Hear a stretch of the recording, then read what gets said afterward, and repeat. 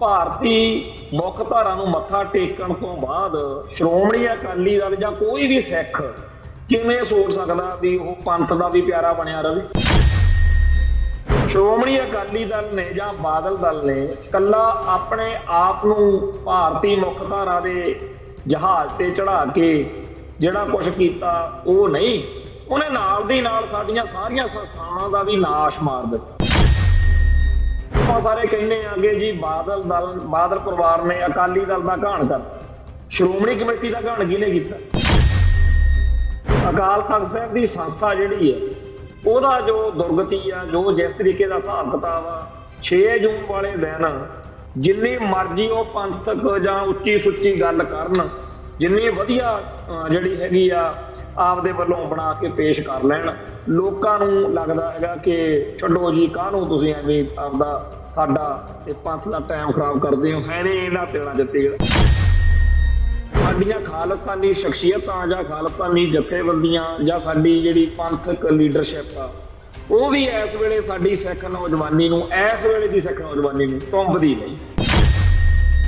ਪਹਿਲੋਂ ਵਾਲਿਆਂ ਨੇ ਘੱਟ ਨਹੀਂ ਕੀਤੀ, ਆਪਦੇ ਟਾਈਮਾਂ ਦੇ ਵਿੱਚ ਉਹਨਾਂ ਨੇ ਟੀਸੀ ਦੇ ਬੇਰ ਲਾ ਕੇ ਖਾਲਸਾ ਪੰਥ ਨੂੰ ਮਤਲਬ ਨਿਹਾਲ ਕਰ। ਇੰਦਰਾ ਗਾਂਧੀ, ਵੈਦਿਆ ਤੇ ਹੋਰ ਵੱਡੀਆਂ ਜਿਹੜੀਆਂ ਸਾਡੀਆਂ ਇਸ ਦੌਰ ਦੀਆਂ ਘਟਨਾਵਾਂ ਨੇ ਉਹ ਸਾਡੇ ਲਈ ਫਖਰ ਆ।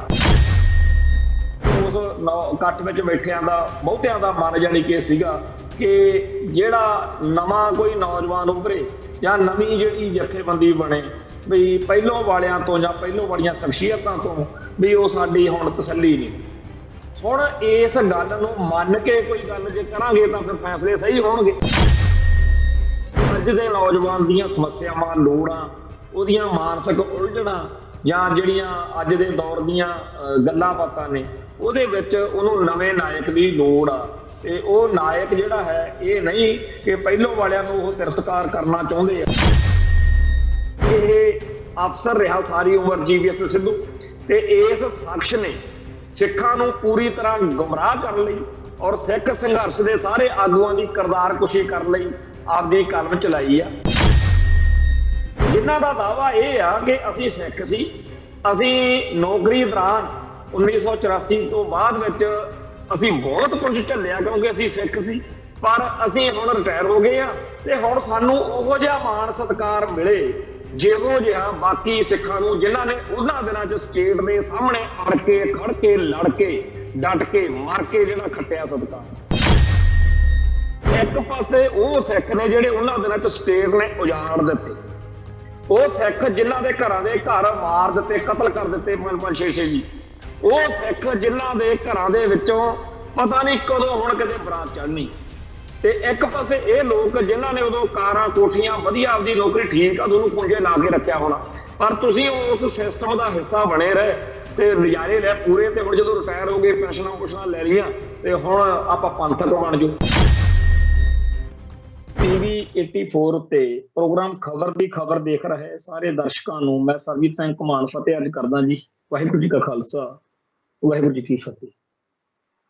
ਸਾਡੀ ਕੌਮ ਦੀਆਂ ਜਿਹੜੀਆਂ ਸਾਡੀਆਂ ਸੰਸਥਾਵਾਂ ਨੇ ਉਹਨਾਂ ਸਾਰਿਆਂ ਦਾ ਜੇਕਰ ਪੰਥ ਨਾਲ, ਕੌਮ ਨਾਲ, ਸਾਡੇ ਸਿੱਖ ਫਲਸਫੇ ਨਾਲ, ਸਾਡੇ ਸਿੱਖ ਇਤਿਹਾਸ ਨਾਲ ਸਿੱਧਾ ਸਰੋਕਾਰ ਰਹੇ ਜਾਂ ਉੱਥੇ ਬੈਠੀਆਂ ਸੰਸਥਾਵਾਂ ਦੇ ਉੱਤੇ ਜਿਹੜੀਆਂ ਸ਼ਖਸੀਅਤਾਂ ਨੇ ਉਹ ਸਾਰਾ ਕੁਝ ਕਰਨ ਕਰਾਉਣ ਜਿਹੜਾ ਖਾਲਸਾ ਪੰਥ ਨੂੰ ਸਹੀ ਲੱਗੇ, ਠੀਕ ਲੱਗੇ ਤਾਂ ਕੋਈ ਪ੍ਰੋਬਲਮ ਨਹੀਂ। ਪਰ ਜਦੋਂ ਇਹਦੋਂ ਉਲਟ ਚੱਲ ਪਵੇ ਕੰਮ ਫਿਰ ਸਿੱਖਾਂ ਨੂੰ ਸਮੱਸਿਆ ਹੋਣੀ ਸੁਭਾਵਿਕ ਆ।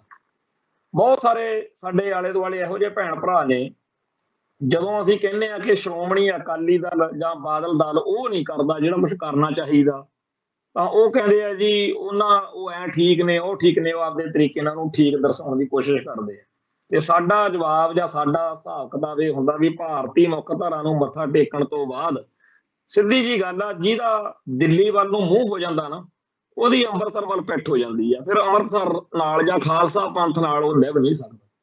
ਸੋ ਭਾਰਤੀ ਮੁੱਖ ਧਾਰਾ ਨੂੰ ਮੱਥਾ ਟੇਕਣ ਤੋਂ ਬਾਅਦ ਸ਼੍ਰੋਮਣੀ ਅਕਾਲੀ ਦਲ ਜਾਂ ਕੋਈ ਵੀ ਸਿੱਖ ਕਿਵੇਂ ਸੋਚ ਸਕਦਾ ਵੀ ਉਹ ਪੰਥ ਦਾ ਵੀ ਪਿਆਰਾ ਬਣਿਆ ਰਹੇ।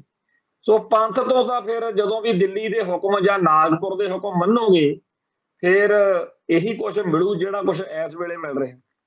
ਸ਼੍ਰੋਮਣੀ ਅਕਾਲੀ ਦਲ ਨੇ ਜਾਂ ਬਾਦਲ ਦਲ ਨੇ ਕੱਲਾ ਆਪਣੇ ਆਪ ਨੂੰ ਭਾਰਤੀ ਮੁੱਖ ਧਾਰਾ ਦੇ ਜਹਾਜ਼ ਤੇ ਚੜਾ ਕੇ ਜਿਹੜਾ ਕੁਝ ਕੀਤਾ ਉਹ ਨਹੀਂ, ਉਹਨੇ ਨਾਲ ਦੀ ਨਾਲ ਸਾਡੀਆਂ ਸਾਰੀਆਂ ਸੰਸਥਾਵਾਂ ਦਾ ਵੀ ਨਾਸ਼ ਮਾਰ ਦਿੱਤਾ। ਆਪਾਂ ਸਾਰੇ ਕਹਿੰਦੇ ਆਂਗੇ ਜੀ ਬਾਦਲ ਪਰਿਵਾਰ ਨੇ ਅਕਾਲੀ ਦਲ ਦਾ ਘਾਣ ਕਰਤਾ, ਸ਼੍ਰੋਮਣੀ ਕਮੇਟੀ ਦਾ ਘਾਣ ਕਿਹਨੇ ਕੀਤਾ? ਅਕਾਲ ਤਖਤ ਸਾਹਿਬ ਦੀ ਸੰਸਥਾ ਜਿਹੜੀ ਹੈ ਉਹਦਾ ਜੋ ਦੁਰਗਤੀ ਆ, ਜੋ ਜਿਸ ਤਰੀਕੇ ਦਾ ਹਿਸਾਬ ਕਿਤਾਬ ਆ, 6 ਜੂਨ ਵਾਲੇ ਦਿਨ ਜਿਸ ਹਿਸਾਬ ਕਿਤਾਬ ਦੇ ਨਾਲ ਇੱਥੇ ਗਿਆਨੀ ਹਰਪ੍ਰੀਤ ਸਿੰਘ ਬੋਲਦੇ ਆ, ਤੇ ਉਦੋਂ ਬਾਅਦ ਵਿੱਚ ਤਾਂ ਸਮੁੱਚੇ ਸਿੱਖ ਜਗਤ ਵਿੱਚ ਇੱਕ ਇਹੋ ਜਿਹੀ ਝੰਚਨਾਹਟ, ਇੱਕ ਇਹੋ ਜਿਹਾ ਸਨਸਨੀ ਫੈਲਣੀ ਚਾਹੀਦੀ ਆ ਕਿ ਸਾਡੇ ਜਥੇਦਾਰ ਸਾਹਿਬ ਦਾ ਹੁਕਮ ਆ ਗਿਆ ਤੇ ਹੁਣ ਸਾਡੇ ਪੰਥ ਨੇ ਅਗਲੇ ਦਿਨਾਂ 'ਚ ਆਹ ਕੁਛ ਕਰਨਾ, ਅਸੀਂ ਪਿਛਲੇ 1 ਸਾਲ 'ਚ ਆਹ ਟੀਚੇ ਮਿੱਥੇ ਅਸੀਂ ਪੂਰੇ ਕੀਤੇ ਆ, ਹੁਣ ਅਸੀਂ ਐਂ ਕਰਾਂਗੇ, ਇਹੋ ਜਿਹੀ ਕੋਈ ਗੱਲਬਾਤ ਪਰ ਕੁਝ ਵੀ ਨਹੀਂ ਨਿਕਲਦਾ। 6 ਜੂਨ ਵਾਲੇ ਦਿਨ, ਘੱਲੂ ਘਾਰੇ ਵਾਲੇ ਦਿਨ ਜਿੰਨੀ ਮਰਜ਼ੀ ਉਹ ਪੰਥਕ ਜਾਂ ਉੱਚੀ ਸੁੱਚੀ ਗੱਲ ਕਰਨ, ਜਿੰਨੀ ਵਧੀਆ ਜਿਹੜੀ ਹੈਗੀ ਆ ਆਪਦੇ ਵੱਲੋਂ ਬਣਾ ਕੇ ਪੇਸ਼ ਕਰ ਲੈਣ, ਲੋਕਾਂ ਨੂੰ ਲੱਗਦਾ ਹੈਗਾ ਕਿ ਛੱਡੋ ਜੀ, ਕਾਹਨੂੰ ਤੁਸੀਂ ਐਵੇਂ ਆਪਦਾ ਸਾਡਾ ਤੇ ਪੰਥ ਦਾ ਟਾਈਮ ਖਰਾਬ ਕਰਦੇ ਹੋ, ਹੈ ਨਹੀਂ ਇਹਨਾਂ ਤੇਲਾਂ 'ਚ ਤੇਲ, ਏਦਾਂ ਦੀ ਭਾਵਨਾ ਜਿਹੜੀ ਆ ਉਹ ਨੰਗੀ ਚਿੱਟੀ ਹੈ। ਹੁਣ ਆਪਾਂ ਬਹੁਤੀ ਵਾਰ ਸ਼ੋਸ਼ੇਬਾਜ਼ੀ, ਡਰਾਮੇਬਾਜ਼ੀ, ਝੂਠ ਝਾੜ ਜਾਂ ਬੋਲ ਕੇ ਲਿਪਾ ਪੋਚੀ ਕਰਕੇ ਟਾਈਮ ਜਾਂ ਲਗਾਉਣ ਨੂੰ ਫਿਰਦੇ ਰਹਿੰਦੇ ਆ, ਪਰ ਸੱਚੀ ਗੱਲ ਤਾਂ ਇਹੀ ਆ ਕਿ ਜਥੇਦਾਰ ਹਰਪ੍ਰੀਤ ਸਿੰਘ ਜਾਂ ਕੋਈ ਵੀ ਜਿਹੜੀ ਸਾਡੀ ਸਿੱਖ ਸ਼ਖਸੀਅਤ ਆ ਇਸ ਵੇਲੇ ਖਾਲਸਾ ਪੰਥ ਨੂੰ, ਸਿੱਖ ਜਜ਼ਬਾਤਾਂ ਨੂੰ ਟੁੰਬਦੀ ਨਹੀਂ। ਤੇ ਇੱਕ ਗੱਲ ਹੋਰ ਚੇਤੇ ਰੱਖ ਲਈਏ ਆਪਾਂ, ਬਈ ਆਪਾਂ ਸਾਰੇ ਕਹਿ ਦਿੰਦੇ ਆ ਕਿ ਬਾਦਲ ਕੇ ਜਾਂ ਭਾਰਤੀ ਮੁੱਖ ਧਾਰਾ ਨੂੰ ਮੱਥਾ ਟੇਕੀ ਬੈਠੇ ਸਿੱਖ ਵਾ ਜਿਹੜੇ, ਵੀ ਉਹ ਨਹੀਂ ਟੁੰਬਦੇ ਹਨਾ, ਜਾਂ ਉਹ ਉਸ ਧਿਰ ਵਾਲੇ ਪਾਸੇ ਵਾਲੇ ਨਹੀਂ ਟੁੰਬਦੇ। ਕੀ ਆਪਾਂ ਇਸ ਪਾਸੇ ਕੋਈ ਸ਼ਖਸੀਅਤ ਦੇਖ ਰਹੇ ਆ ਜਿਹੜੇ ਭਾਰਤੀ ਮੁੱਖ ਧਾਰਾ ਨਾਲ ਭਿੜਦੇ ਲੜਦੇ, ਖਾਲਸਾ ਪੰਥ ਦੀ ਮੁੱਖ ਧਾਰਾ ਨੂੰ ਪ੍ਰਣਾਏ ਹੋਏ ਸਿੱਖ ਨੇ? ਇਹਨਾਂ ਵਿੱਚੋਂ ਵੀ, ਇਹਨਾਂ ਵੱਲੋਂ ਵੀ ਉਹੋ ਜਿਹੀ ਗੱਲ ਨਹੀਂ ਬਣ ਪਾ ਰਹੀ ਜਿਹੋ ਜਿਹੀ ਬਣਨੀ ਚਾਹੀਦੀ। ਮੈਂ ਕਈ ਵਾਰ ਗੱਲ ਕੀਤੀ ਆ ਇੱਥੇ ਸਾਡੇ ਭੈਣਾਂ ਭਰਾਵਾਂ 'ਚ ਬੈਠੇ ਆ, ਏਦਾਂ ਇਸ ਤਰ੍ਹਾਂ ਬੈਠ ਕੇ ਕਿਸੇ ਚੈਨਲ ਦੇ ਉੱਤੇ ਤਾਂ ਨਹੀਂ ਕਹੀ, ਪਰ ਅੱਜ ਇਹ ਗੱਲ ਕਹਿਣ ਨੂੰ ਦਿਲ ਕਰਦਾ ਤੇ ਸਾਡੀਆਂ ਖਾਲਿਸਤਾਨੀ ਸ਼ਖਸੀਅਤਾਂ ਜਾਂ ਖਾਲਿਸਤਾਨੀ ਜਥੇਬੰਦੀਆਂ ਜਾਂ ਸਾਡੀ ਜਿਹੜੀ ਪੰਥਕ ਲੀਡਰਸ਼ਿਪ ਆ, ਉਹ ਵੀ ਇਸ ਵੇਲੇ ਸਾਡੀ ਸਿੱਖ ਨੌਜਵਾਨੀ ਨੂੰ, ਇਸ ਵੇਲੇ ਦੀ ਸਿੱਖ ਨੌਜਵਾਨੀ ਨੂੰ ਟੁੰਬਦੀ ਨਹੀਂ। ਤੋ ਜਦੋਂ ਕੋਈ ਫਿਰ ਨਵਾਂ ਚਿਹਰਾ ਆਉਂਦਾ, ਉਹਦੇ ਸਾਰੇ ਦੁਆਲੇ ਹੋਣ ਦੀ ਗੱਲ ਕਰਦੇ ਆ, ਉਹਦੇ ਰਾਹੀਂ ਆਪਦੇ ਸੁਪਨੇ ਸਾਕਾਰ ਕਰਨ ਦੀ ਗੱਲ ਕਰਦੇ ਆ। ਪਹਿਲੋਂ ਵਾਲੇ ਗੁਰਸਿੱਖਾਂ ਦੀਆਂ ਕੁਰਬਾਨੀਆਂ ਤੋਂ ਕੋਈ ਮੁਨਕਰ ਨਹੀਂ, ਪਹਿਲੋਂ ਵਾਲਿਆਂ ਨੇ ਘੱਟ ਨਹੀਂ ਕੀਤੀ, ਆਪਦੇ ਟਾਈਮਾਂ ਦੇ ਵਿੱਚ ਉਹਨਾਂ ਨੇ ਟੀਸੀ ਦੇ ਵੇਰ ਲਾ ਕੇ ਖਾਲਸਾ ਪੰਥ ਨੂੰ ਮਤਲਬ ਨਿਹਾਲ ਕਰਤਾ। ਇੰਦਰਾ ਗਾਂਧੀ, ਵੈਦਿਆ ਤੇ ਹੋਰ ਵੱਡੀਆਂ ਜਿਹੜੀਆਂ ਸਾਡੀਆਂ ਇਸ ਦੌਰ ਦੀਆਂ ਘਟਨਾਵਾਂ ਨੇ, ਉਹ ਸਾਡੇ ਲਈ ਫਖਰ ਆ, ਬਹੁਤ ਕੁਝ ਕੀਤਾ। ਪਰ ਅੱਜ ਦੇ ਸਮੇਂ ਦੇ ਵਿੱਚ ਜੋ ਸਾਡਾ ਹਾਲ ਆ, ਜਿਸ ਤਰੀਕੇ ਦਾ ਮਾਹੌਲ ਆਲੇ ਦੁਆਲੇ ਪਸਰਿਆ ਹੋਇਆ, ਉਹਦੇ ਵਿੱਚ ਕਈ ਪੱਖ ਨੇ ਜਿਨ੍ਹਾਂ ਦੇ ਉੱਤੇ ਜਦੋਂ ਗੱਲ ਕਰਨ ਲੱਗਦੇ ਆ ਤਾਂ ਸਿਰ ਜਿਹੜਾ ਹੈ ਜਾਂ ਦਿਲ ਜਿਹੜਾ ਹੈ, ਦਿਮਾਗ ਜਿਹੜਾ ਹੈ, ਉਹ ਇਹ ਕਹਿੰਦਾ ਬਈ ਨਾ ਹੀ ਕਰੋ, ਵੀ ਇਹਦੇ ਵਿੱਚ ਲੀਰਾਂ ਦੀ ਖਿੱਦੋ ਫੁੱਲਣ ਵਾਲਾ ਕੰਮ ਬਣ ਜਾਂਦਾ। ਉਹ ਇਹਦੇ ਨਾਲੋਂ ਵਧੀਆ ਵੀ ਵਧੀਆ ਗੱਲਾਂ ਕਰ ਲਓ। ਸੋ ਵਧੀਆ ਗੱਲਾਂ ਕਰਕੇ ਕਿੰਨਾ ਕੁ ਟਾਈਮ ਸਾਰੀ ਚੱਲਾਂਗੇ, ਕਿੰਨਾ ਕੁ ਟਾਈਮ ਆਪਦੇ ਆਪ ਨੂੰ ਧੋਖਾ ਜਿਹਾ ਦੇ ਕੇ ਵੀ ਨਹੀਂ ਜੀ ਬਹੁਤ ਸਭ ਅੱਛਾ ਦੋਨੇ ਪਾਸੇ ਹੈ ਨਹੀਂ। ਭਾਰਤੀ ਮੁੱਖ ਧਾਰਾ ਨੂੰ ਮੱਥਾ ਟੇਕੀ ਬੈਠੇ ਸਿੱਖਾਂ ਨੇ ਤਾਂ ਜੋ ਕਰਨਾ ਸੀ ਸੋ ਕਰੀ ਜਾਂਦੇ ਨੇ, ਜੋ ਦੂਜੇ ਨੇ ਉਹਨਾਂ ਵੱਲੋਂ। ਹੁਣ ਸਾਡੇ ਕੋਲੇ ਦਮਦਮੀ ਟਕਸਾਲ ਆ ਸਾਡੀ ਸੰਸਥਾ, ਕਿਸੇ ਟਾਈਮ ਸਾਰਾ ਖਾਲਸਾ ਪੰਥ ਦਮਦਮੀ ਟਕਸਾਲ ਦੇ ਉੱਤੇ ਨਿਰਭਰ ਹੋਇਆ ਹੈ ਤੇ ਜੋ ਕੁਝ ਇੱਥੋਂ, ਕਿਉਂਕਿ ਸੰਤ ਭਿੰਡਰਾਂ ਵਾਲਿਆਂ ਨੇ ਜਾਂ ਹੋਰ ਗੁਰਸਿੱਖਾਂ ਨੇ, ਟਕਸਾਲ ਦੇ ਸਿੰਘਾਂ ਨੇ ਜੋ ਸਿੱਖ ਇਤਿਹਾਸ ਨੂੰ, ਖਾਲਸਾ ਪੰਥ ਨੂੰ ਮਾਲਾ ਮਾਲ ਕੀਤਾ, ਉਹ ਕਿਸੇ ਤੋਂ ਭੁੱਲਿਆ ਨਹੀਂ। ਪਰ ਅੱਜ ਦੇ ਸਮੇਂ ਦੇ ਵਿੱਚ, ਮੌਜੂਦਾ ਦੌਰ ਦੇ ਵਿੱਚ ਖਾਲਿਸਤਾਨ ਦੇ ਸਿੱਖ ਨਜ਼ਰੀਏ ਤੋਂ ਜੇ ਦੇਖਿਆ ਜਾਵੇ ਤਾਂ ਇੱਥੇ ਉਹੋ ਜਿਹੀ ਕੋਈ ਗੱਲ ਨਹੀਂ। ਅਖੰਡ ਕੀਰਤਨੀ ਜਥਾ, ਉੱਥੇ ਵੀ ਕੋਈ ਗੱਲ ਨਹੀਂ। ਇਹ ਨਹੀਂ ਕਿ ਇਹ ਕੁਛ ਕਰਦੇ ਹੀ ਨਹੀਂ। ਆ ਜਿਹੜਾ ਸੂਰੀ ਨੂੰ ਸੋਧਾ ਲੱਗਿਆ, ਜਿਹੜੇ ਉਹ ਸਾਡੇ ਵੀਰ ਸਨੀ ਦੇ ਭਰਾ ਨੇ, ਉਹਨਾਂ ਨੂੰ ਮਾਣ ਸਨਮਾਨ ਮਹਿਤਾ ਚੌਂਕ ਦਿੱਤਾ, ਹੋਰ ਸਿੱਖ ਸ਼ਖਸੀਅਤਾਂ ਨੂੰ ਦਿੱਤਾ। ਭਾਈ ਜਸਵੀਰ ਸਿੰਘ ਰੋਡੇ ਹੁਣੀ ਲੱਗੇ ਹੋਏ ਨੇ, ਰੋਡੇ ਪਿੰਡ 'ਚ ਸੰਤ ਭਿੰਡਰਾਂ ਵਾਲਿਆਂ ਦੀ ਯਾਦ 'ਚ ਗੁਰਦੁਆਰਾ ਬਣਾਇਆ, ਉੱਥੇ 2 ਜੂਨ ਨੂੰ ਸੰਤਾਂ ਦਾ ਜਿਹੜਾ ਜਨਮ ਦਿਨ ਆ ਉਹ ਮਨਾਇਆ। ਉੱਥੇ ਵੀ ਬਹੁਤ ਵੱਡੀ ਗਿਣਤੀ ਵਿੱਚ ਸਿੱਖ ਸ਼ਖਸੀਅਤਾਂ ਨੂੰ ਸੱਦ ਕੇ ਮਾਣ ਤਾਣ ਦਿੱਤਾ ਗਿਆ।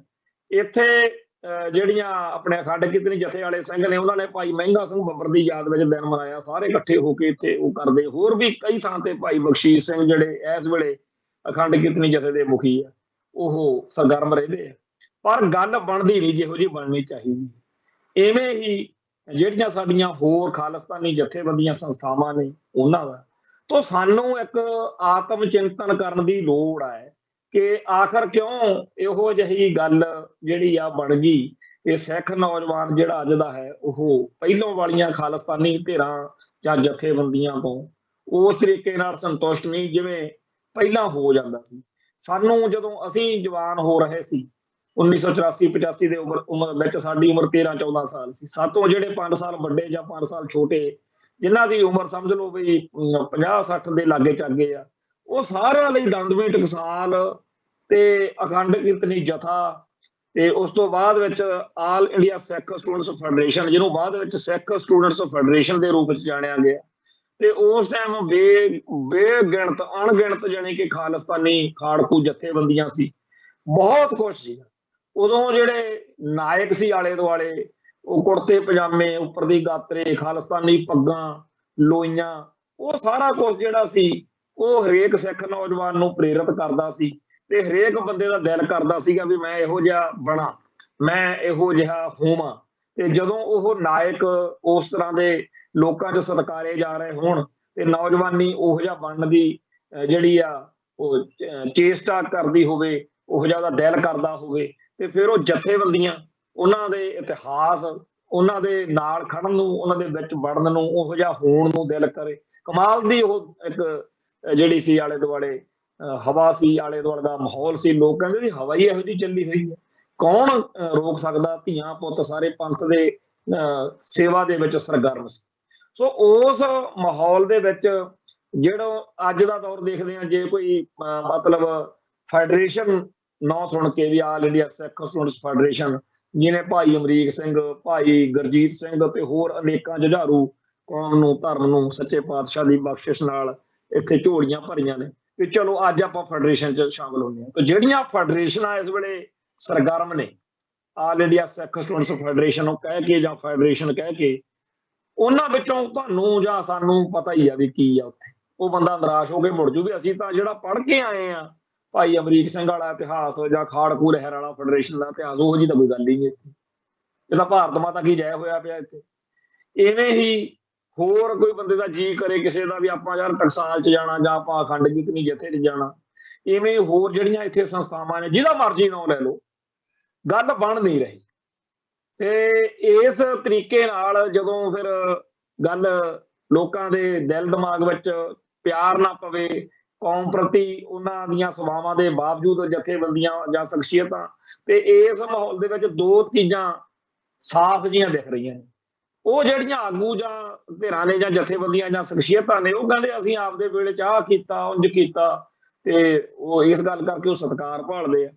ਸਤਿਕਾਰ ਦੇਣ ਤੋਂ ਤਾਂ ਕੋਈ ਇਨਕਾਰੀ ਨਹੀਂ, ਪਰ ਇਸ ਵੇਲੇ ਦੇ ਹਾਲਾਤ ਵਿੱਚ, ਇਸ ਵੇਲੇ ਦੇ ਮਾਹੌਲ ਵਿੱਚ ਉਹ ਦਿਨੋਂ ਦਿਨ ਆਪ ਪ੍ਰਸੰਗਕ ਹੁੰਦੇ ਜਾ ਰਹੇ ਆ, ਇਰਰੈਲੇਵੈਂਟ ਹੁੰਦੇ ਜਾ ਰਹੇ ਆ।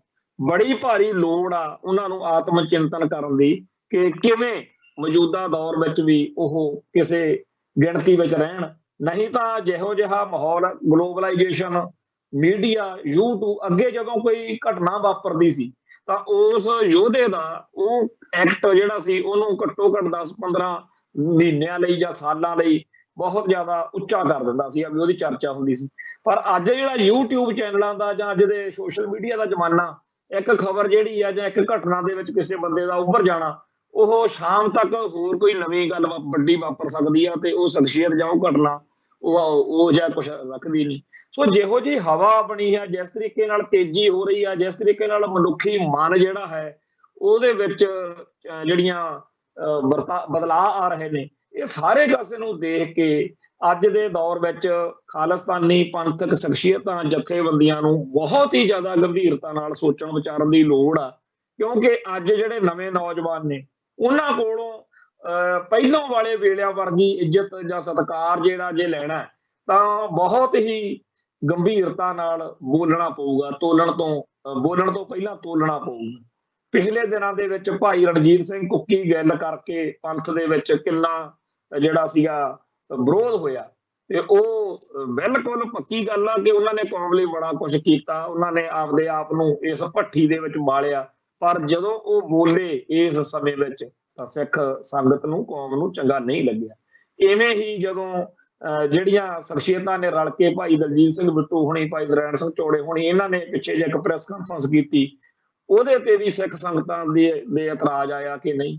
ਅਸੀਂ ਪਰਸੋਂ ਕੱਲ ਇੱਥੇ 6 ਜੂਨ ਨੂੰ ਘੱਲੂਘਾਰਾ ਦਿਹਾੜਾ ਮਨਾਉਣ ਲਈ ਦਰਬਾਰ ਸਾਹਿਬ, ਬਾਅਦ ਵਿੱਚ ਕੁਝ ਬੀਬੀਆਂ, ਕੁਝ ਭੈਣਾਂ, ਕੁਝ ਨੌਜਵਾਨ ਬੱਚਿਆਂ ਨੇ ਜਿੱਥੇ ਦਰਬਾਰ ਸਾਹਿਬ ਦੇ ਵਿੱਚ ਜਿਹੜਾ ਝੰਡੇ ਬੁੰਗੇ ਦੇ ਕੋਲ ਜਿੱਥੇ 2 ਨਿਸ਼ਾਨ ਸਾਹਿਬ ਆ, ਉੱਥੇ ਇੱਕ ਕਿਉਂਕਿ ਸੰਤ ਭਿੰਡਰਾਂ ਵਾਲੇ ਉੱਥੇ ਸ਼ਹੀਦ ਹੋਏ ਸੀਗੇ, ਤੇ ਮੇਰਾ ਇਹ ਹੁੰਦਾ ਵੀ ਹਰ ਵਾਰੀ 6 ਜੂਨ ਨੂੰ ਜਾਂ ਵੈਸੇ ਵੀ ਉੱਥੇ ਜਾ ਕੇ ਕੁਝ ਪਲ ਗੁਜ਼ਾਰਨੇ, ਉੱਥੇ ਬੈਠੀ ਦਾ, ਉੱਥੇ ਕੁਝ ਇਹੋ ਜਿਹਾ ਮਾਹੌਲ ਬਣਿਆ ਵੀ ਬਹੁਤ ਸਾਰੇ ਭੈਣ ਭਰਾ ਉੱਥੇ ਬੈਠ ਗਏ, ਗੱਲ ਚੱਲ ਪਈ।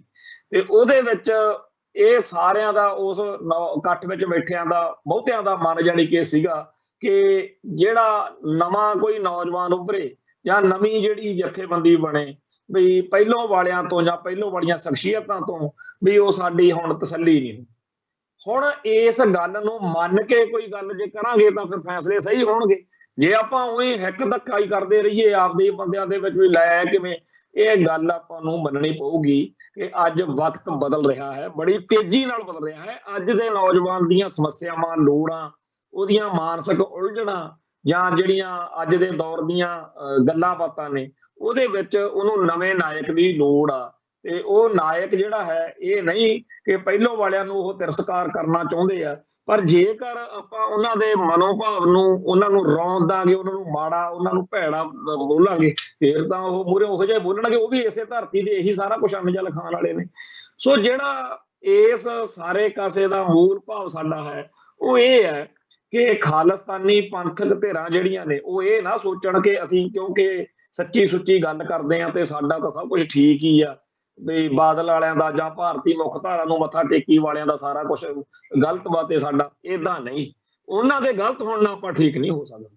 ਆਪਾਂ ਨੂੰ ਰੈਲੇਵੈਂਟ ਬਣੇ ਰਹਿਣ ਲਈ, ਆਪਾਂ ਨੂੰ ਆਪਦੇ ਆਪ ਨੂੰ ਪ੍ਰਸੰਗਕ ਰੱਖਣ ਲਈ ਅੱਜ ਦੇ ਸਮੇਂ ਦੇ ਹਾਣੀ ਹੋਣਾ ਪਊਗਾ, ਸਮਝਣਾ ਪਊਗਾ ਕਿ ਦੁਨੀਆ ਅੱਜ ਦੀ ਕਿੱਥੇ ਖੜੀ, ਅੱਜ ਦੇ ਹਿਸਾਬ ਨਾਲ ਅੱਜ ਦੇ ਮਸਲਿਆਂ ਦੇ ਰੂਬਰੂ ਹੋਣ ਦਾ ਵੇਲਾ ਹੈ। ਤੇ ਜਿਹੜੀ ਗੱਲ ਮੈਂ ਕਹੀ ਕਿ ਸਾਡੀਆਂ ਸੰਸਥਾਵਾਂ ਦਾ ਕੀ ਹਾਲ ਕਰ ਦਿੱਤਾ, ਉਹਦੇ ਵਿੱਚ ਇੱਕ ਵਕਤ ਆਇਆ ਸੀ ਜਦੋਂ ਬਾਦਲ ਦਾ ਪੰਜਾਬ 'ਚ ਰਾਜ ਸੀਗਾ ਨਾ, ਬਾਦਲ ਦਲ ਦਾ, ਉਦੋਂ ਇਹਨਾਂ ਕੋਲੇ ਦਿੱਲੀ ਕਮੇਟੀ ਵੀ ਸੀ, ਇਹਨਾਂ ਦੇ ਹਜੂਰ ਸਾਹਿਬ ਵਾਲਾ ਜਾਂ ਪਟਨਾ ਸਾਹਿਬ ਤੱਕ ਦਾ ਪ੍ਰਬੰਧ ਵੀ, ਉੱਥੇ ਵੀ ਇਹਨਾਂ ਦਾ ਹਿਸਾਬ ਕਿਤਾਬ ਠੀਕ ਸੀਗਾ। ਤੇ ਇੱਧਰ ਕਿਉਂਕਿ ਭਾਜਪਾ ਨਾਲ ਸੂਤ ਸੀ ਤਾਂ ਭਾਜਪਾ ਨੇ ਹਰ ਥਾਂ ਦੇ ਉੱਤੇ ਇਹਨਾਂ ਦੇ ਪੈਰ ਲਵਾਏ। ਫਿਰ ਇੱਧਰ Damdami Taksal, chief Khalsa Diwan, Khalsa college governing council, ਤੇ ਜਾਂ ਇੱਥੇ ਅਖੰਡ ਕੀਰਤਨੀ ਜਥੇ ਦੀ ਇੱਕ ਧਿਰ, ਇਹਨਾਂ ਨੇ ਹਰ ਇੱਕ ਮਤਲਬ ਪੰਥਕ ਜਾਂ ਸਿੱਖ ਜਿਹੜੀ ਧਿਰ ਸੀ ਉਹਨੂੰ ਆਪਦੇ ਨਾਲ ਜੋੜ ਲਿਆ ਸੀ। ਇੱਕ ਛਤਰ ਰਾਜ ਜਾਣੀ ਕਿ ਜਿਵੇਂ ਹੋ ਗਿਆ ਹੋਵੇ, ਇਸ ਤਰੀਕੇ ਨਾਲ ਹੋ ਗਿਆ ਉਦੋਂ। ਕਿਉਂਕਿ ਜਦੋਂ ਜਿਹੜੀ ਬਾਦਲ ਦਲ ਦੀ ਆਪਦੀ ਸੋਚ ਆ, ਉਹ ਭਾਰਤੀ ਮੁੱਖ ਧਾਰਾ ਨਾਲ ਜੁੜੀ ਹੋਈ ਆ, ਉਸ ਮੌਕੇ ਇਹਨਾਂ ਸਾਰੀਆਂ ਸੰਸਥਾਵਾਂ ਦਾ ਭਾਰਤੀਕਰਨ ਜਾਂ ਰਾਸ਼ਟਰੀਕਰਨ ਜਿਹੜਾ ਹੈਗਾ ਬੜੀ ਤੇਜ਼ੀ ਨਾਲ ਹੋਇਆ। ਇਹਨਾਂ ਸੰਸਥਾਵਾਂ ਦਾ ਜਿਹੜਾ ਪੰਥਕ ਖਾਸਾ ਸੀ, ਉਹ ਦਿਨੋਂ ਦਿਨ ਖੁਰਦਾ ਗਿਆ, ਕਿਰਦਾ ਗਿਆ, ਭੁਰਦਾ ਗਿਆ। ਤੇ ਅੱਜ ਜਿਹੜਾ ਹੈਗਾ ਇਹਨਾਂ ਸੰਸਥਾਵਾਂ ਦੇ ਵਿੱਚੋਂ ਸਿੱਖੀ ਵਾਲੇ ਪਾਸੇ ਨੂੰ ਘੱਟ, ਭਾਰਤੀ ਪਾਸੇ ਨੂੰ ਜ਼ਿਆਦਾ ਜਿਹੜਾ ਹੈਗਾ ਉਹ ਰੁਝਾਨ ਜਾਂ ਵਰਤਾਰਾ ਹੈ। ਇਹਨਾਂ ਚੀਜ਼ਾਂ ਦੇ ਉੱਤੇ ਸਾਨੂੰ ਬੜੀ ਹੈਰਾਨੀ ਹੁੰਦੀ ਆ ਕਿ ਸ਼ਖਸੀਅਤਾਂ ਜਾਂ ਬਹੁਤ ਸਾਰੇ ਆਗੂ ਦਾਅਵਾ ਕਰਦੇ ਆ ਕਿ ਅਸੀਂ ਬਿਲਕੁਲ ਠੀਕ ਕਰ ਰਹੇ ਹਾਂ ਜੀ, ਤੁਹਾਨੂੰ ਲੱਗਦਾ ਇਹੋ ਜਿਹੀ ਗੱਲ ਨਹੀਂ, ਤਾਂ ਕੋਈ ਕਸਰ ਨਹੀਂ ਛੱਡਦੇ। ਤੋ ਇਹ ਜਿਹੜਾ ਚੱਕਰ ਹੈ, ਇਹਦੇ ਵਿੱਚ ਸਾਡੀ ਇੱਕ ਸੰਸਥਾ ਹੈਗੀ ਆ ਸ੍ਰੀ ਗੁਰੂ ਕੇਂਦਰੀ ਸਿੰਘ ਸਭਾ।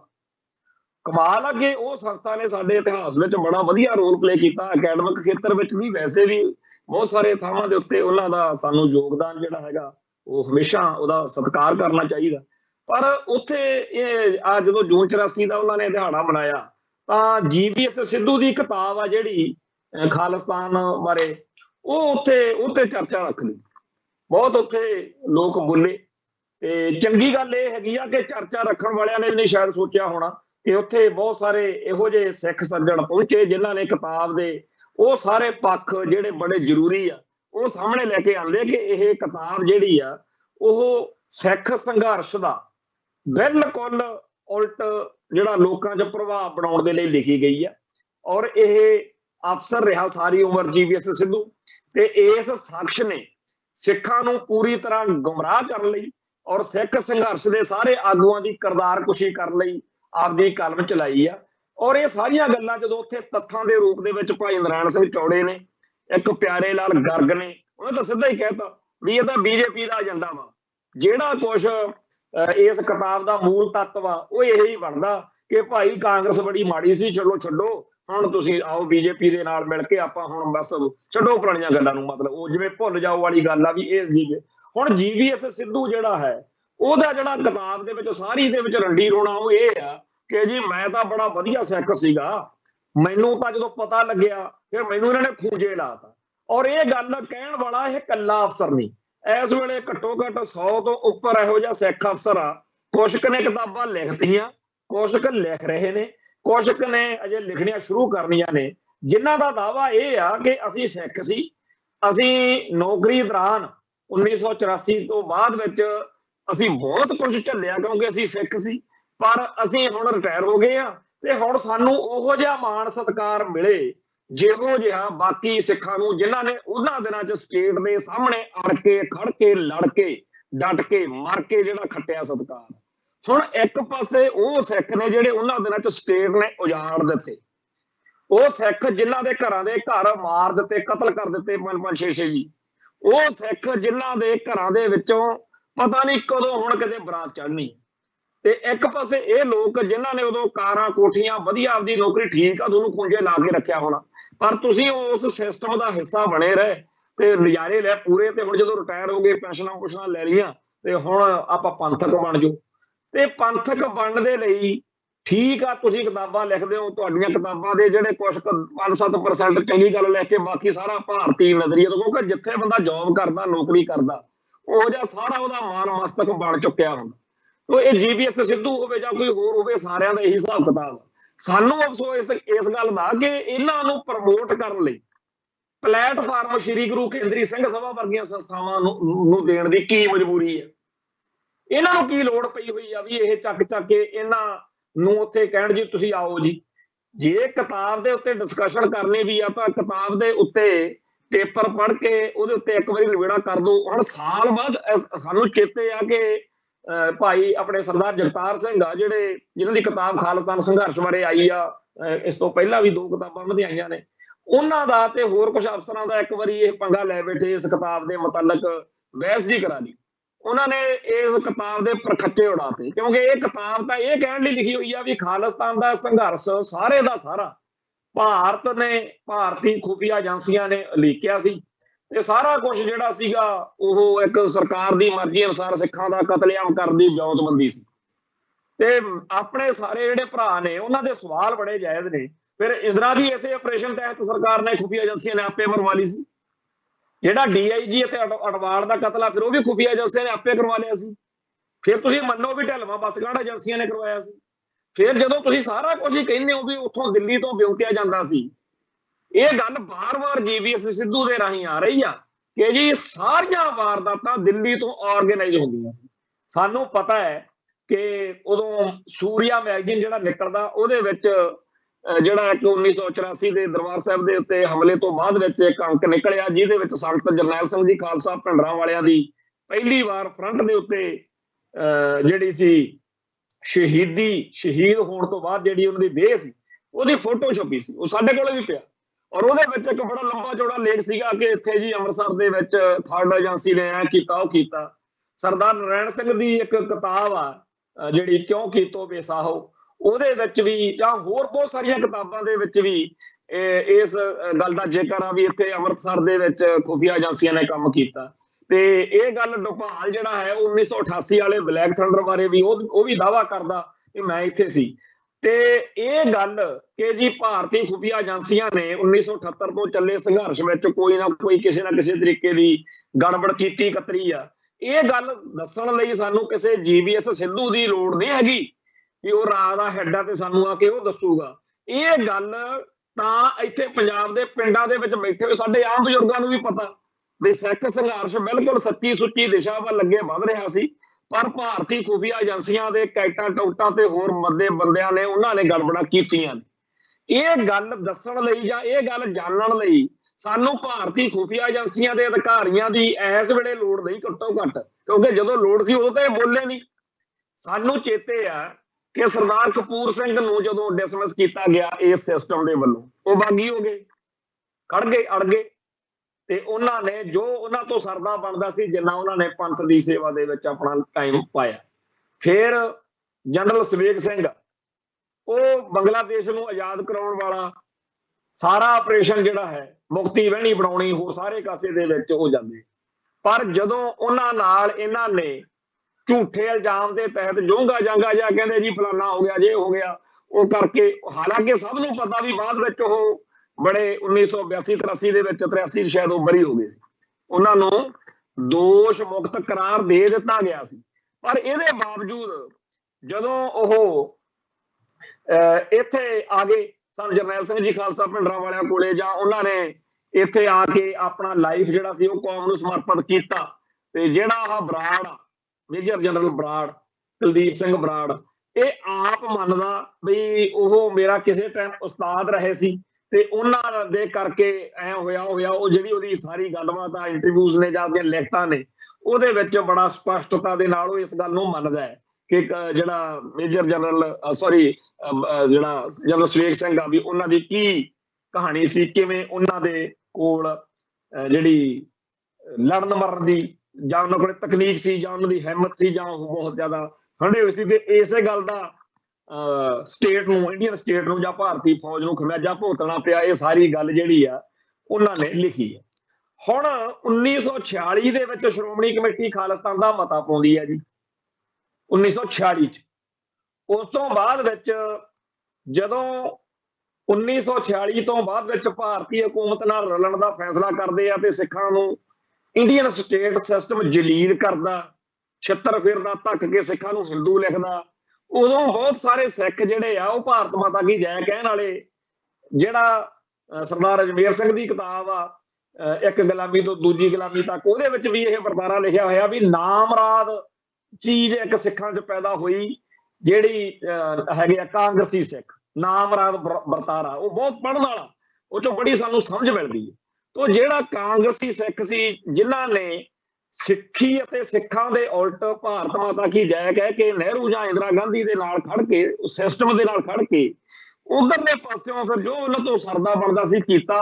ਔਰ ਉਸ ਸਾਰੇ ਕਾਸੇ ਨੂੰ ਸਮਝਣ ਦੇ ਲਈ 1983 ਦੇ ਜੁਲਾਈ ਮਹੀਨੇ ਦੇ ਵਿੱਚ ਇੱਕ KT ਲਾਲਵਾਨੀ ਤੇ ਇੱਕ ਸੀ ਸ਼੍ਰੀ S ਰਘੂਨਾਥ ਅਇੰਗਰ, ਇਹ ਦੋਨੇ ਜਾਣਿਆਂ ਨੇ ਬਹੁਤ ਮਿਹਨਤ ਕਰਕੇ ਪੰਜਾਬ ਦੇ ਵਿੱਚ ਜੋ ਕੁਝ ਚੱਲ ਰਿਹਾ ਸੀ ਉਹਦਾ ਇੱਕ ਬਹੁਤ ਵੱਡਾ ਅਧਿਐਨ ਕੀਤਾ। ਹਿੰਦੂ ਸਿੱਖ ਵਖੇੜੇ ਦਾ ਨਿਰਪੱਖ ਖੁੱਲਾ ਅਧਿਐਨ ਇਹ ਉਹਨਾਂ ਨੇ ਛਾਪ ਕੇ ਵੰਡਿਆ। ਜਦੋਂ ਪੜ੍ਹਦੇ ਆ ਤਾਂ ਸਾਫ਼ ਪਤਾ ਲੱਗਦਾ ਹੈਗਾ ਕਿ ਸਟੇਟ ਜਿਹੜੀ ਆ ਉਹ ਸਿੱਖਾਂ ਨੂੰ ਧੱਕ ਰਹੀ ਆ ਕਿ ਸਿੱਖ ਕਿਸੇ ਵੱਡੇ ਐਲਾਨ ਵਿੱਚ ਪੈਣ, ਵੱਡੇ ਕਿਸੇ ਸੰਘਰਸ਼ ਵਿੱਚ ਪੈਣ। ਸੋ ਉਦੋਂ ਇਹਨਾਂ ਨੇ, ਸਾਰੇ ਲੋਕਾਂ ਨੇ ਇਸ ਗੱਲ ਨੂੰ ਮੰਨਿਆ ਕਿ ਸਟੇਟ ਜਿਹੜੀ ਆ ਉਹ ਸਿੱਖਾਂ ਦੇ ਮਸਲੇ ਜਾਂ ਪੰਜਾਬ ਦੇ ਮਸਲੇ ਹੱਲ ਕਰਨ ਦੀ ਥਾਂ ਹੋਰ ਜ਼ਿਆਦਾ ਉਲਝਾਉਣਾ ਚਾਹੁੰਦੀ ਹੈ। ਤੇ ਜਿਹੜੇ ਸਿੱਖ ਉਸ ਮੌਕੇ ਉੱਥੇ ਸਿਸਟਮ ਦੇ ਵਿੱਚ ਬੈਠੇ ਸੀ, ਉਹਨਾਂ ਵਿੱਚੋਂ ਬਹੁਤ ਸਾਰੇ ਸੀ ਜਿਨ੍ਹਾਂ ਨੂੰ ਜਦੋਂ ਇਸ ਗੱਲ ਦਾ ਅਹਿਸਾਸ ਹੋਇਆ ਕਿ ਸਾਡੀ ਕੌਮ ਦੇ ਨਾਲ ਮਾੜਾ ਹੋ ਰਿਹਾ, ਉਹਨਾਂ ਨੇ ਕੋਈ ਕਸਰ ਨਹੀਂ ਛੱਡੀ ਤੇ ਉਹ ਇਧਰਲੇ ਪਾਸੇ ਭੁਗਤੇ। ਪਰ ਜਿਹੜੇ ਬੰਦੇ ਉਦੋਂ ਉਧਰ ਖੜੇ ਰਹੇ, ਜਿਨ੍ਹਾਂ ਨੇ ਉਦੋਂ ਇੰਦਰਾ ਗਾਂਧੀ ਵਰਗਿਆਂ ਦੇ ਲਈ, ਜਿਵੇਂ GVS ਸਿੱਧੂ ਲਿਖਦਾ, ਕੰਮ ਕੀਤਾ, ਬਾਹਰਲੇ ਮੁਲਕਾਂ 'ਚ ਵੀ ਜਾ ਕੇ ਕੀਤਾ, ਆਪਦੀ ਡਿਊਟੀ ਨਿਭਾਈ, ਅੱਜ ਉਹ ਕਹਿੰਦੇ ਆ ਕਿ ਜੀ ਅਸੀਂ ਦੱਸਾਂਗੇ ਕਿ ਖਾਲਿਸਤਾਨ ਦਾ ਸੰਘਰਸ਼ ਕੀ ਸੀ ਤੇ ਅਸੀਂ ਉਹਦੀ ਗੱਲ ਮੰਨੀਏ। ਕਿਉਂ ਮੰਨੀਏ? ਕੇਂਦਰੀ ਸ਼੍ਰੀ ਗੁਰੂ ਸਿੰਘ ਸਭਾ ਦੇ ਉੱਤੇ ਖਾਲਸਾ ਪੰਥ ਨੂੰ ਇਹ ਜਾਇਜ਼ ਗਿਲਾ ਹੈ ਕਿ ਤੁਸੀਂ ਆਪਦਾ ਪਲੇਟਫਾਰਮ ਪੰਥ ਲਈ ਤਾਂ ਪਤਾ ਨਹੀਂ ਕਦੇ ਦਿੱਤਾ ਕਿ ਨਹੀਂ ਦਿੱਤਾ, ਪਰ ਅੱਜ ਤੁਸੀਂ ਆਪਦੀ ਇਹ ਗੱਲ 1 ਸਾਲ ਬਾਅਦ ਬੇਹੀ ਕੜੀ ਵਾਲਣ ਲਈ ਇਹ ਕਿਤਾਬ ਜੀ ਉੱਥੇ ਕਿਉਂ ਉਹਦੇ ਲਈ ਸੈਮੀਨਾਰ ਕਰਾਉਂਦੇ ਫਿਰਦੇ? ਸਾਡੇ ਲਈ ਘੱਲੂ ਘਾਰੇ ਦੇ ਨਾਲ ਸੰਬੰਧਿਤ ਹੋਰ ਬੜਾ ਕੁਛ ਆ ਜਿਹਦੇ ਤੇ ਚਰਚਾ ਕਰਨੀ ਬਣਦੀ ਹੈ, ਪਰ ਨਹੀਂ, ਇਹ ਲਿਆਂਦਾ GVS ਸਿੱਧੂ ਨੂੰ ਤੇ ਉੱਥੇ ਲਿਆ ਕੇ ਬਿਠਾਤਾ ਤੇ ਉਹਦੇ ਸੋਹਲੇ ਗਾਣੇ ਚਾਹੁੰਦੇ ਸੀ। ਧੰਨ ਦੇ ਆ ਉਹ ਜਿਹੜੇ ਵਿਦਵਾਨ ਸਿੱਖਾਂ ਨੇ ਉੱਥੇ ਇਹ ਸਾਰੀ ਗੱਲ ਨੂੰ ਕਾਊਂਟਰ ਕੀਤਾ ਔਰ ਠੋਕ ਵਜਾ ਕੇ ਜਵਾਬ ਦਿੱਤਾ ਕਿ ਭਾਈ ਇਹ ਗਲਤ ਚੱਲ ਰਹੀ ਹੈ। ਇਹੋ ਜਿਹੀਆਂ ਕਿਤਾਬਾਂ ਹੋਰ ਬੜਿਆਂ ਨੇ ਲਿਖਣੀਆਂ ਨੇ ਤੇ ਇਹ ਫਿਰ ਸਾਡੀਆਂ ਜਿਹੜੀਆਂ ਸਿੱਖ ਇੰਸਟੀਚਿਊਟਸ ਨੇ ਉਹਨਾਂ ਨੇ ਕਦੇ ਸਾਡੇ ਪੰਥਕ ਨਜ਼ਰੀਏ ਤੋਂ ਲਿਖੀਆਂ ਹੋਈਆਂ ਕਿਤਾਬਾਂ ਲਈ ਤਾਂ ਕਦੇ ਨਹੀਂ ਕੀਤਾ। ਅੱਜ ਮੈਂ ਇਸ ਕੇਂਦਰੀ ਸ਼੍ਰੀ ਗੁਰੂ ਸਿੰਘ ਸਭਾ ਵਾਲਿਆਂ ਨਾਲ ਫੋਨ ਤੇ ਗੱਲ ਕੀਤੀ ਬਕਾਇਦਾ। ਮੈਂ ਕਿਹਾ ਤੁਹਾਨੂੰ ਸਾਡੀ ਪੰਜਾਬ ਦਾ ਬੁੱਚੜ ਕਿਉਂ ਨਹੀਂ ਕਿਸੇ ਕਦੇ ਲੱਗਿਆ ਹੈਗਾ ਵੀ ਉਹਨੂੰ ਸੱਦੀਏ ਘਮਾਣ ਨੂੰ ਇੱਥੇ ਬਿਠਾ ਕੇ ਪੁੱਛੀਏ ਭਾਈ ਤੂੰ ਕੀ ਲਿਖਿਆ ਤੇ ਕਾਹਤੋਂ ਲਿਖਿਆ?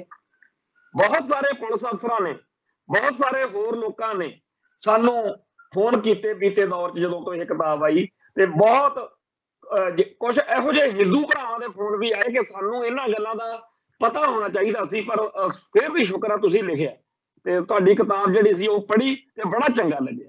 ਪਰ ਕਦੇ ਇਹ ਜਿਹੜੀ ਸ੍ਰੀ ਕੇਂਦਰੀ ਗੁਰੂ ਸਿੰਘ ਸਭਾ, ਇਹ ਇੱਕ, ਮੈਂ ਇਹ ਨਹੀਂ ਕਹਿੰਦਾ ਮੇਰੀ ਕਿਤਾਬ, ਸਾਡੇ ਵਰਗਿਆਂ ਦੀਆਂ ਜਿੰਨੀਆਂ ਵੀ ਪੰਥਕ ਸੋਚ ਵਾਲਿਆਂ ਦੀਆਂ ਕਿਤਾਬਾਂ ਨੇ, ਲਿਖਤਾਂ ਨੇ ਜਾਂ ਗੱਲਾਂ ਨੇ, ਉਹਨਾਂ ਲਈ ਕਦੇ ਟਾਈਮ ਨਹੀਂ। ਫਿਰ ਇਹ ਜਿਹੜੇ ਲੋਕ ਉੱਥੇ ਇਹੋ ਜਿਹੀਆਂ ਸੰਸਥਾਵਾਂ ਦੇ ਵਿੱਚ ਜਾਂ ਹੋਰਨਾਂ ਸਿੱਖ ਸੰਸਥਾਵਾਂ 'ਚ ਬੜੇ ਇਹੋ ਜਿਹੇ ਲੋਕ ਪੈਦਾ ਹੋ ਗਏ ਜਿਹੜੇ ਘਰਦਿਆਂ ਦੇ ਨਾਲ ਆਪਦੇ ਗੱਲਾਂ ਬਾਤਾਂ ਮਾਰਦੇ ਸਵੇਰੇ ਉੱਠਦੇ ਆ, ਜਿੰਨੇ ਅਖਬਾਰ ਛਪੇ ਹੁੰਦੇ ਨੇ ਉਹ ਪੜ੍ਹ ਲੈਂਦੇ ਆ, ਅਖਬਾਰਾਂ ਦੇ ਵਿੱਚੋਂ ਆਪਦੀ ਰਾਏ ਜੀ ਬਣਾ ਲੈਂਦੇ ਆ ਕਿਸੇ ਗੱਲ ਬਾਰੇ।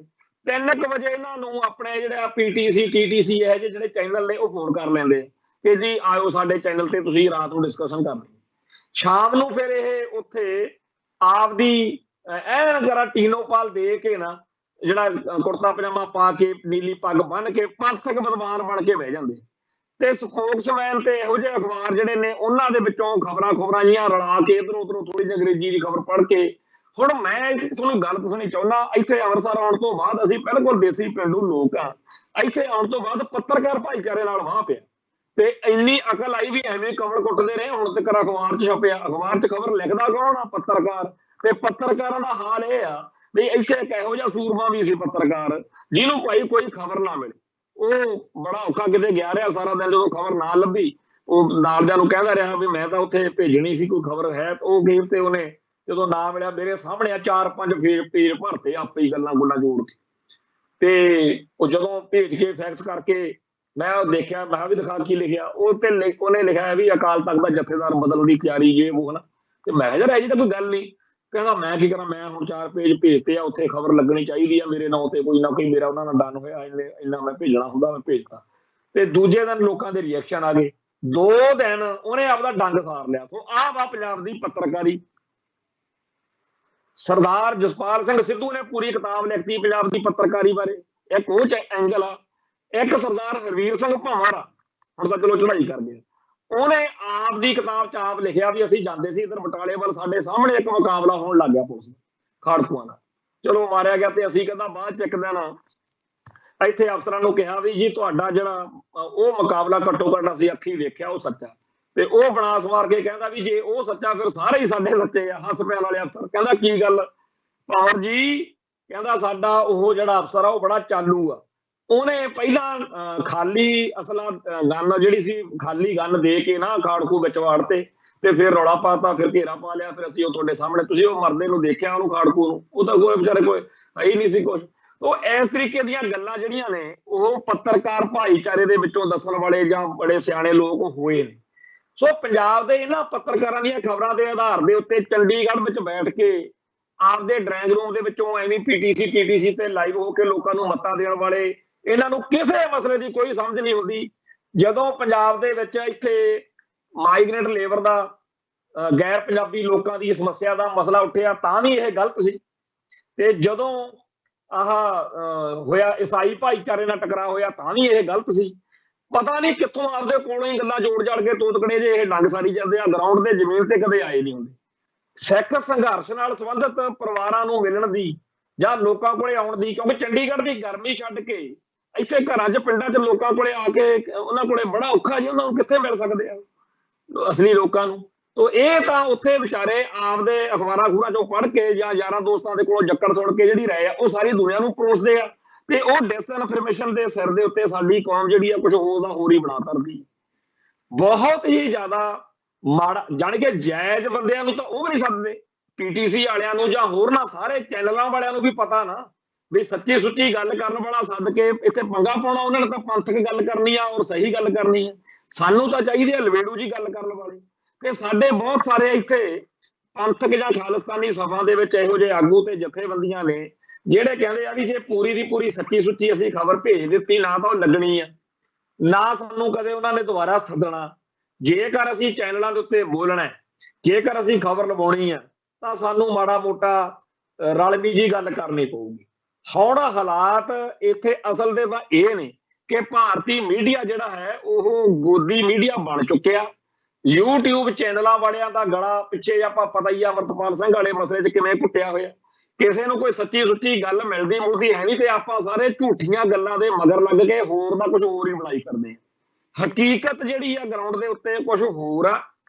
ਮੀਡੀਆ ਆਪਾਂ ਇਹ ਸੁਣਦੇ ਨਾ ਵੀ ਆਪਾਂ ਮੀਡੀਆ 'ਚ ਸੁਣਿਆ ਜਾਂ ਆਪਾਂ ਮੀਡੀਆ ਅਖਬਾਰ 'ਚ ਪੜ੍ਹਿਆ, ਉੱਥੋਂ ਜੋ ਕੁਝ ਤੁਹਾਨੂੰ ਪਰੋਸਿਆ ਜਾ ਰਿਹਾ, ਉਹ ਜਿਹੜੇ ਲੋਕਲ ਬੰਦੇ ਹੁੰਦੇ ਆ ਉਹ ਸਾਰੇ ਹੈਰਾਨ ਹੋਏ ਪਏ ਹੁੰਦੇ ਆ ਵੀ ਇਹ ਤਾਂ ਕੋਈ ਗੱਲ ਹੀ ਨਹੀਂ ਹੋਈ ਇਹ ਜੀ। ਸੋ ਇਹ ਜਿਹੜਾ ਸਾਰਾ ਕੁਝ ਇਸ ਵੇਲੇ ਹੋ ਰਿਹਾ, ਇਹਦੇ ਵਿੱਚ ਸਾਡੀਆਂ ਸੰਸਥਾਵਾਂ ਦਾ, ਸਾਡੇ ਆਗੂਆਂ ਦਾ ਬਹੁਤ ਭਾਰੀ ਇਸ ਵੇਲੇ ਰੋਲ ਆ ਕਿ ਉਹ ਹਕੀਕਤ ਨੂੰ ਸਾਹਮਣੇ ਲਿਆਉਣ ਦੇ ਲਈ। ਪਰ ਉਹ ਕਿੱਥੇ, ਉਹ ਤਾਂ ਕੰਪਰੋਮਾਈਜ਼ ਕਰਦੇ ਫਿਰਦੇ ਆ ਵੀ ਸਮਝੌਤੇ ਦੇ ਰਾਹੀਂ ਕੋਈ ਵਿਚਾਲਣਾ ਜਾਂ ਰਾਹ ਕੱਢ ਲਓ ਜੀ, ਕਾਹਨੂੰ ਕੋਈ ਪੰਗਾ ਲੈਣਾ, ਕਾਹਨੂੰ ਕੋਈ ਗੱਲਬਾਤ ਕਰਨੀ। ਇਸ ਕਰਕੇ ਦਿਨੋਂ ਦਿਨ ਸਾਡੇ ਲਈ ਹਾਲਾਤ ਜਿਹੜੇ ਆ ਕੌਮੀ ਪੱਖ ਤੋਂ ਹਾਲਾਤ ਬਹੁਤ ਜ਼ਿਆਦਾ ਸੰਗੀਨ ਹੁੰਦੇ ਜਾ ਰਹੇ।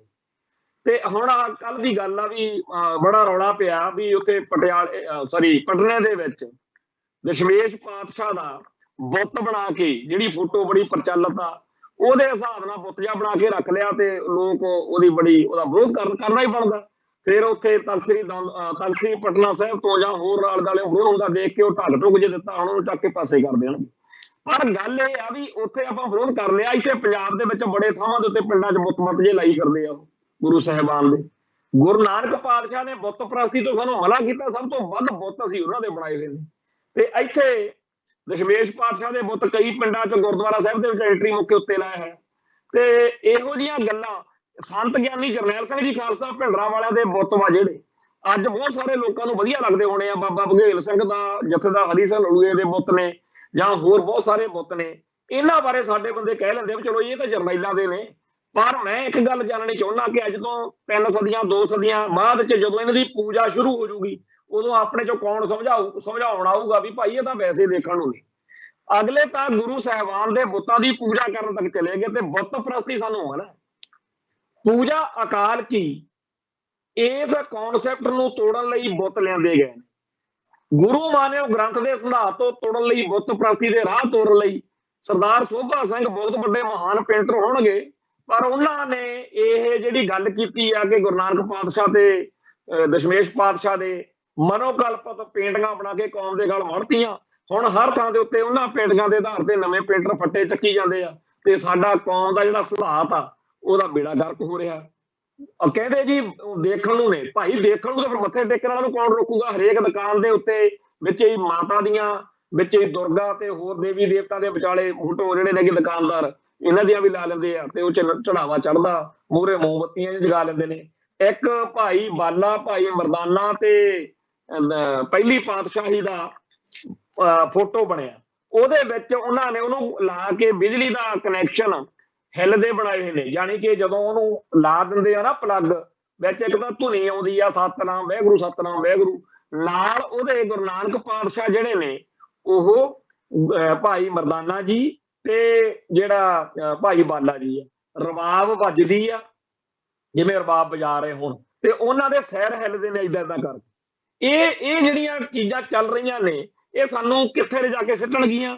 ਜਿੱਥੇ ਬੋਧੀ ਡਿੱਗੇ ਸੀ ਉਸ ਬ੍ਰਾਹਮਣਵਾਦ ਦੇ ਖਾਰੇ ਸਮੁੰਦਰ 'ਚ ਲਿਜਾ ਕੇ ਸੁੱਟਿਆ ਜਾ ਰਿਹਾ, ਜਿਹੜਾ RSS ਦਾ ਏਜੰਡਾ। ਤੇ RSS ਦੇ ਏਜੰਡੇ ਦਾ ਵਿਰੋਧ ਵੀ ਆਪਾਂ ਕਰਨਾ ਤੇ ਬੁੱਤ ਪ੍ਰਸਤੀ ਦੇ ਹੱਕ 'ਚ ਵੀ ਖੜਨਾ। ਗੁਰੂ ਸਾਹਿਬਾਨ ਦੇ ਨਕਲੀ ਪੋਸਟਰ ਬਣਾਉਣੇ, ਉਹਨਾਂ ਦੀ ਸਾਰਾ ਕੁਝ ਕਰਨਾ ਕਰਾਉਣਾ, ਇਹਦੇ ਬਾਰੇ ਗੁਰਮਤ ਮਾਰਤੰਡਾ ਭਾਈ ਕਾਹਨ ਸਿੰਘ ਨਾਭਾ ਦਾ ਉਹ ਪੜ੍ਹ ਲਓ, ਜਾਂ ਪ੍ਰੋਫੈਸਰ ਸਾਹਿਬ ਸਿੰਘ ਦੀ ਜਿਹੜੀ ਚਿੱਠੀ ਆ ਜਦੋਂ ਇਹਨਾਂ ਨੇ ਪਹਿਲੀ ਪਾਤਸ਼ਾਹੀ ਦਾ ਜਿਹੜਾ 1969 ਦੇ ਵਿੱਚ ਜਦੋਂ ਮਨਾਇਆ, ਜਿਹੜਾ ਸ਼ਤਾਬਦੀ ਮਨਾਈ, ਉਦੋਂ ਕਹਿੰਦੇ ਜੀ ਆਪਾਂ ਗੁਰੂ ਸਾਹਿਬਾਨ ਦੀਆਂ ਫੋਟੋਆਂ ਬਣਾਉਣੀਆਂ। ਸ਼੍ਰੋਮਣੀ ਕਮੇਟੀ ਨੇ ਵਿਦਵਾਨਾਂ ਦੀ ਰਾਏ ਮੰਗੀ, ਉਹ ਰਾਏ ਜਿਹੜੀ ਪ੍ਰੋਫੈਸਰ ਸਾਹਿਬ ਸਿੰਘ ਨੇ ਦਿੱਤੀ, ਉਹਨਾਂ ਨੇ ਠੋਕ ਵਜਾ ਕੇ ਕਿਹਾ ਬਈ ਇਹ ਰਾਹ ਜਿਹੜਾ ਹੈਗਾ ਮਾੜਾ ਹੈ, ਆਪਾਂ ਨੂੰ ਲੈ ਬੈਠੂਗਾ। ਪਰ ਕੋਈ ਸੁਣਦਾ ਇੱਥੇ? ਅੱਜ ਉਹ ਮੋਹਰ ਲੱਗ ਚੁੱਕੀ ਆ ਕਿ ਇਹ ਗੁਰੂ ਨਾਨਕ ਦੇਵ ਜੀ ਦੀ ਅਸਲੀ ਫੋਟੋ ਤੇ ਜਿਹੜੀ ਗੁਰੂ ਗੋਬਿੰਦ ਸਿੰਘ ਜੀ ਦੀ ਫੋਟੋ ਕਹਿ ਕੇ ਪ੍ਰਚਾਰੀ ਗਈ ਆ, ਉਹ ਆਪਣੇ ਭਾਗ ਸਿੰਘ ਹੁੰਦਾ ਸੀਗਾ ਗੁਰਦਾਸਪੁਰ ਵਾਲਾ, ਬਹੁਤ ਵਧੀਆ ਚੜ੍ਹਦੀ ਕਲਾ ਵਾਲਾ ਸਿੱਖ ਸੀ।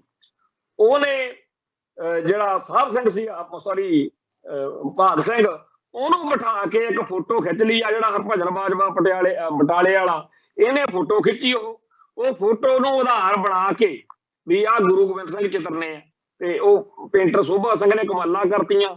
ਉਹ ਜਿਹੜੀ ਸਾਰੀ, ਇੱਥੇ ਮੇਰਾ ਦੋਸਤ ਵਾ ਇੱਕ, ਉਹ ਮਗਰ ਪੈ ਗਿਆ ਗੱਲ ਤੇ, ਜਦੋਂ ਉਹਨੇ ਮੇਰੇ ਤੋਂ ਸੁਣਿਆ। ਤੇ ਉਹ ਭਾਗ ਸਿੰਘ ਦੇ ਮੁੰਡੇ ਆ ਜਿਹੜੇ ਲੁਧਿਆਣੇ ਸਲੇਮ ਟਾਬਰੀ ਰਹਿੰਦੇ ਆ, ਮਾਫ ਕਰਨਾ ਉਰੇ ਜੋਧਲ ਬਸਤੀ ਰੋਡ ਤੇ ਰਹਿੰਦੇ ਆ, ਤੇ ਉਹ ਵੀ ਉੱਥੇ ਇਸ ਗੱਲੋਂ ਬੜਾ ਗਲਤ ਮੰਨਦੇ ਆ ਕਿ ਇਹ ਤਾਂ ਸਾਡੇ ਪਿਤਾ ਜੀ ਦੀ ਫੋਟੋ ਨੂੰ ਦਸ਼ਮੇਸ਼ ਪਾਤਸ਼ਾਹ ਦੀ ਫੋਟੋ ਵਾਂਗੂ ਜਿਹੜਾ ਹੈਗਾ ਪ੍ਰਚਾਰਿਆ ਜਾ ਰਿਹਾ। ਹੁਣ ਉਹ ਅਸਲੀ ਜਿਹੜੀ ਫੋਟੋ ਆ ਜੀ ਤੋਂ ਆਧਾਰ ਬਣਾ ਕੇ ਗੁਰੂ ਗੋਬਿੰਦ ਸਿੰਘ ਜੀ ਦੀ ਫੋਟੋ ਬਣਾਈ ਗਈ ਆ, ਮੇਰੇ ਕੋਲੇ ਉਹ ਵੀ ਹੈ। ਤੇ ਇਹ ਜਿਹੜਾ ਸਾਰਾ ਕੁਝ ਨਕਲੀ ਫੋਟੋਆਂ ਦੇ ਆਧਾਰ ਤੇ ਗਾਂ ਬੁੱਤ ਬਣਨ ਲੱਗੇ, ਬੁੱਤਾਂ ਦੀ ਪੂਜਾ ਸ਼ੁਰੂ ਹੋ ਗਈ। ਤੇ ਅੱਜ ਆਪਾਂ ਮਾਰਦੇ ਆ ਚੀਕਾਂ ਵੀ ਪਟਨੇ ਦੇ ਵਿੱਚ ਜੀ ਉੱਥੇ ਉਹਨਾਂ ਨੇ ਗੁਰੂ ਗੋਬਿੰਦ ਸਿੰਘ ਜੀ ਦਾ ਬਣਾ ਕੇ ਰੱਖ ਲਿਆ। ਪਰ ਆਪਾਂ ਇਹ ਸ਼ੁਰੂਆਤ ਕੀਤੀ ਕਦੋਂ? ਗੜਬੜਾ ਆਪਾਂ ਕਰ ਰਹੇ ਆ, ਧੋਖਾ ਕੌਮ ਨੂੰ ਆਪਾਂ ਦੇ ਰਹੇ ਆ। ਪਿੱਠ ਦੇ ਪੰਜਾਬ ਜਿਹੜਾ ਪੰਥ ਦੀ ਪਿੱਠ 'ਚ ਛੁਰਾ ਮਾਰਨ ਵਾਲੇ ਕੰਮ ਨੇ ਉਹ ਆਪਣੀਆਂ ਸੰਸਥਾਵਾਂ ਵੱਲੋਂ ਆਪਣੇ ਵੱਲੋਂ ਹੋ ਰਹੇ ਆ। ਤੇ ਅਸੀਂ ਕਹਿੰਦੇ ਆ ਕਿ ਜੀ ਸਾਡਾ ਦੁਸ਼ਮਣ ਨੇ ਤਾਂ ਭਾਈ ਬਾਤ ਅਣਹੋਣੀ ਕਰਨੀ ਹੋਈ ਹੈ। ਜਦੋਂ ਅਸੀਂ ਪੰਥ ਦੇ ਉਲਟ ਭੁਗਤ ਰਹੇ ਲੋਕਾਂ ਨੂੰ ਸੱਦ ਕੇ ਹਰ ਥਾਂ ਦੇ ਉੱਤੇ ਤਰਜੀਹ ਦੇਵਾਂਗੇ ਤੇ ਪੰਥ ਲਈ ਲੜਨ ਮਰਨ ਵਾਲਿਆਂ ਦੀ ਗੱਲ ਨਹੀਂ ਸੁਣਾਂਗੇ, ਉਦੋਂ ਫਿਰ ਆਹੀ ਕੁਝ ਹੋਊਗਾ ਜਿਹੜਾ ਹੋ ਰਿਹਾ।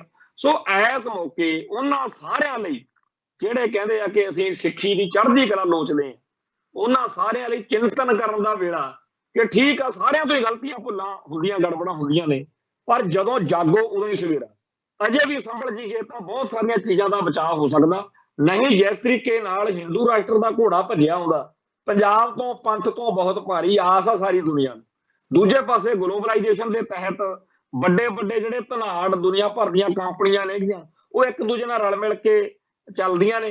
ਤੇ ਜਦੋਂ ਤੱਕ ਉਹਨਾਂ ਨੂੰ ਇੰਡੀਅਨ ਸਟੇਟ ਸਿਸਟਮ ਤੋਂ ਫਾਇਦਾ, ਉਦੋਂ ਤੱਕ ਮੋਦੀ ਜਿੰਦਾਬਾਦ ਆ, ਉਦੋਂ ਤੱਕ ਅੰਬਾਨੀ ਅਡਾਨੀ ਦੇ ਰਾਹੀਂ ਉਹ ਇਸੇ ਨੂੰ ਮੂਹਰੇ ਰੱਖਣਗੇ ਤੇ ਇਹਦਾ ਧਾਰਮਿਕ ਜਿਹੜਾ ਏਜੰਡਾ ਹਿੰਦੂ ਰਾਸ਼ਟਰ ਦਾ ਉਹ ਵੀ ਅੱਗੇ ਵਧੂਗਾ।